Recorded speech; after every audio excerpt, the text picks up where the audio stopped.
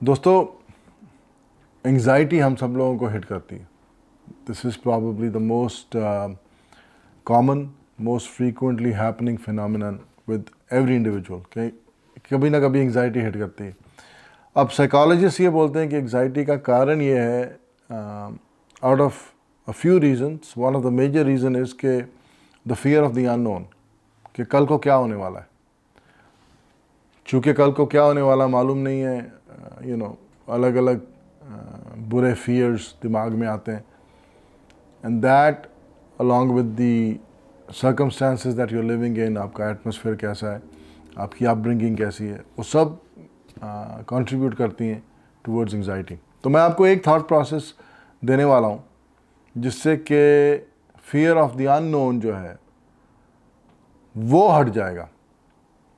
It's a big statement, लेकिन मुझे लगता है कि फियर ऑफ द अननोन जो है ना, वो इस थॉट प्रोसेस से हट जाएगा. मेरा तो by the grace of God thought process इस तरीके का बन गया है कि फियर ऑफ द अननोन मुझे नहीं है, क्योंकि मुझे उसके इंसाफ पे पूरा विश्वास है.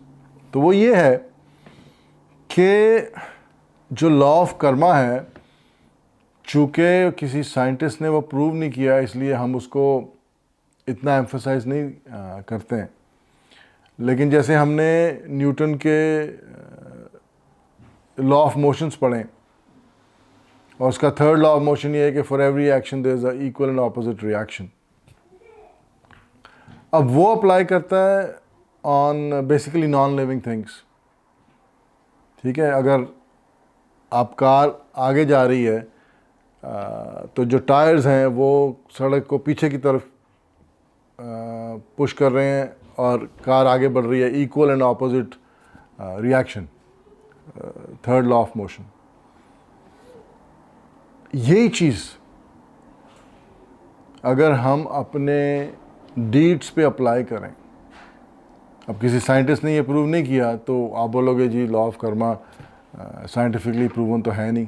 लेकिन जितने भी बड़े इंडिविजुअल इंटेलेक्चुअल्स हुए हैं, जो giants of our society, which are considered to be the most intelligent people जो इस दुनिया में आए हैं, महात्मा बुद्ध हो गए, या आप ये समझो स्वामी विवेकानंद, मतलब lot of intellectual people have vouched कि लॉ ऑफ कर्मा से बड़ा सच और कोई नहीं है. तो अगर आप इस अजम्पशन को लेके चलें कि law of Karma is as proven as third law of motion by Newton, तो आप जो दुनिया में फेंक रहे हो वापस आना है. जो भी आप कंट्रीब्यूट कर रहे हो इस यूनिवर्स में, वो वापस आपकी तरफ आना है. तो अगर अच्छे काम कर रहे हो, लोगों की हेल्प कर रहे हो, लोगों को खुशी पहुंचा रहे हो, उनके दिल से आपके लिए अच्छी बातें निकल रही हैं, गुड वाइब्स, तो वो सारी आपको वापस आनी है. अगर आप बुरा कर रहे हो, किसी का नुकसान कर रहे हो, वो भी आपको वापस आना है. तो फिर फियर ऑफ द अननोन तो कुछ है ही नहीं ना. You are controlling your own destiny. जो आप कर रहे हो वो आपको वापस आना है.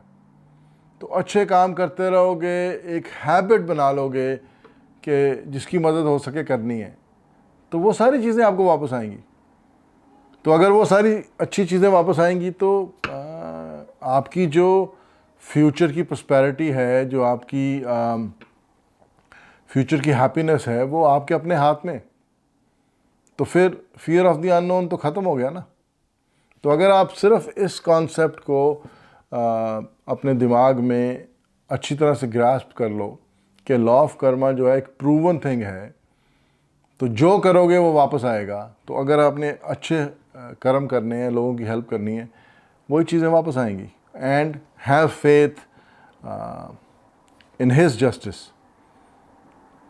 क्योंकि ऊपर वाला जो है, आप किसी भी रिलीजन को मानो, सब में एक ही मैसेज है कि उसका इंसाफ जो है वो बिल्कुल फेयर है. तो अगर आपको उसके विश्वास में, उसके इंसाफ में भरोसा है, विश्वास है, और अच्छी हरकतें, अच्छे कर्म आप करोगे और अच्छी चीज़ें आपके साथ होंगी, तो एंग्जाइटी की जगह कुछ बचती नहीं है. Try to think about that. तो चलिए अगले वीडियो में फिर आपसे बात करता हूँ, तब तक के लिए take care of yourself and everyone around you.